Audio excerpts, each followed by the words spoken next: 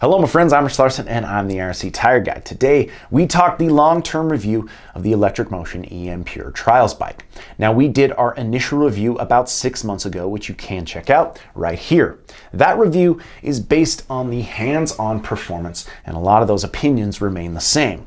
Since then I've been on this bike constantly honing my balance and control skills. The battery and motor has been cycled 2 to 3 times a week and put through its paces in cold and warm weather. I definitely learned some interesting characteristics about this machine over that time span, and also about myself as a wobbly trials rider. Today's review is more of a short breakdown on the reliability and mechanical performance. So let's get into it. I have to start this review by saying, in my opinion, this machine is one of the best tools for progression that I've ever ridden. Now, of course, I'm a huge advocate of trials riding. A trials bike is a perfect cross trainer for the rider who gets into technical situations. But there's something more specific about this bike that makes it an unparalleled optimum tool. The fact that it's electric. Of course, this isn't just any electric bike. For that fine trials control, we have a wet clutch that essentially works exactly like a gas-powered machine, making it the perfect cross trainer. Now, are there situations where the gas-powered machines are going to perform better? Absolutely. I'll explain when and where each bike outperform one or the other later in this episode. But here's the key piece of the electric puzzle to me. I'm sure you can guess it, but I can ride it whenever I want. This is so key to me. Let me explain why. First off, we had a pretty good winter here in Utah. Now, I continued to ride year-round in northern Utah, whether that was the sand track or the desert hard enduro. And if things got really dire, I'd go south. On those days when the snow was dumping and we had over a foot everywhere, I could ride the Electric Motion in my garage. Now, mind you, this is less than a one-car garage. A two-stroke wouldn't be the best thing in this small of an area. Placing a small tractor tire in the middle and repeating figure eights, I could actually get an incredible session in. Not only physically pushing myself, but really honing in my balance control. Maintaining balance in this small of an area is exactly the kind of practice every trials rider should be focusing on. Even setting the goal of no dabs for 30 minutes straight while maintaining that figure eight. Repeating this practice a few nights a week kept my skills tight when riding wasn't an option. Now, this isn't just a winter tool for me. If it's been a really busy day and I don't have a lot of time to ride, I have the backyard where the sound won't bother my neighbors. I can even take the bike to the park. Essentially, any obstacle that's close by, I can get a good session on. Plain and simple, it's opened up so many options for me as someone that needs to be riding 5 to 6 days a week.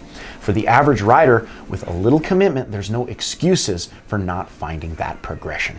That to me justifies the cost of one of these bikes. Truly, it's a tool I think I'll always have in my stable. So that's my main opinion about the Electric Motion EM Pure. Again, if you want that really in-depth performance-specific review, check out our initial breakdown. So because this is a long-term review, let's talk the questions everyone wants to know. Mechanical performance. Were there any issues? How long is this bike going to last me? Again, I rode this bike 2 to 3 times a week, sometimes more, putting constant wear and stress on the motor and battery.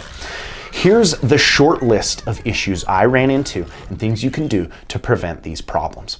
First off, the bearings, linkage, and swing arm came with extremely light grease. Like most bikes, I definitely recommend taking the bike out of the box and greasing all the joints. I'm sure most of you already do this, but on this bike, it's an absolute must. I'd also say, since this is an electric machine, dielectric grease in each connector is probably a smart move. Truly, there isn't that much preventative maintenance on these throughout your ownership, so it's good to get it out of the way early. Now, one of the most important preventative measures you can take is one you probably wouldn't think of. Wire loom your throttle line. Now, these bikes are of course electric. There's no throttle cable. Everything is electronic. Your input of throttle is done by wires and sensors and things that I don't really understand. With that being said, this is one of the biggest issues I ran into. The routing of the throttle cable on any bike is a highly stressed area. The constant turning of the bars for balance in trials makes this area a tough spot for wires to rub back and forth. After the first 3 months, I started to feel a dead spot in my throttle delivery. I found a short in the throttle line and a broken wire. I'd say these wires are far too small for the stress of this area, and I would bet EM is going to address and fix this issue. Regardless, I hit up Electric Motion USA, and they immediately sent me an entire throttle assembly. As a preventative measure, I recommend running wire loom on your throttle line. I actually double wrapped the wires with 1/4 inch loom, then 3/8 on the outside. That was the biggest mechanical issue I had. The wire loom resolved the issue. Now let's talk a little about the battery. I charged and discharged this thing over and over. After all these battery cycles, I'm still getting over 4 hours of trials riding on a full charge. Again, trials riding. If I'm flying down a trail, which I don't do a lot of, it will run the battery out faster, but for trials specific, it's more than enough. Most of the time, I'm running the EM in the higher blue and red maps, usually never using the lowest green map. I really don't see much of a difference between the battery discharge time when changing from map to map, usually about 4 hours to empty, and the battery takes around 3 hours to fully charge. Now, there was one specific issue I ran into pertaining to charging. If the batteries are reading under 32 degrees, the bike won't charge. I found out this is a safety measure to prevent lithium plating, which I guess ruins batteries. As soon as we got the temp above 32 degrees, charging resumed.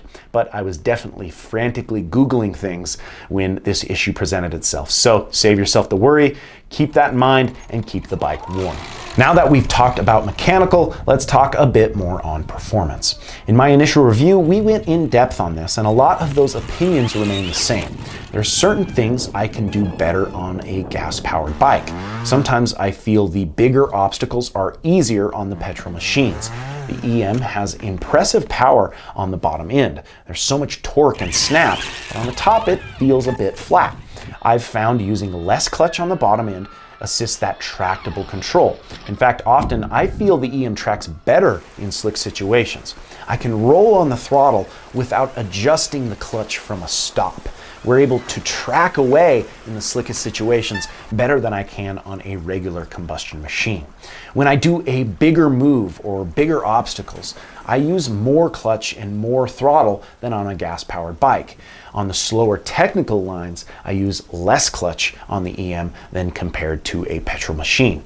This has taken time for me to adjust to, but overall, I'm stoked on the performance. My trials skill has improved, and truly, it's all thanks to the time I've put on the Electric Motion. No matter the form of combustion I get on, the skills have transferred and I can feel the progression. That's truly all I ever want. No matter the changes that arise in the future, as long as I remain on two wheels, I'm satisfied. My goal is to be the most adaptable rider I can be, not just to any machine or differing terrain, but life in general. I hope when you guys watch each technique video or bike review, you're inspired to do the same. Thank you for the support of the channel, and if you're enjoying the videos, make sure to like, comment, and subscribe, as well as follow us on Instagram at IRC Moto and my personal Instagram page at RichLarson511. And until next time, keep shredding.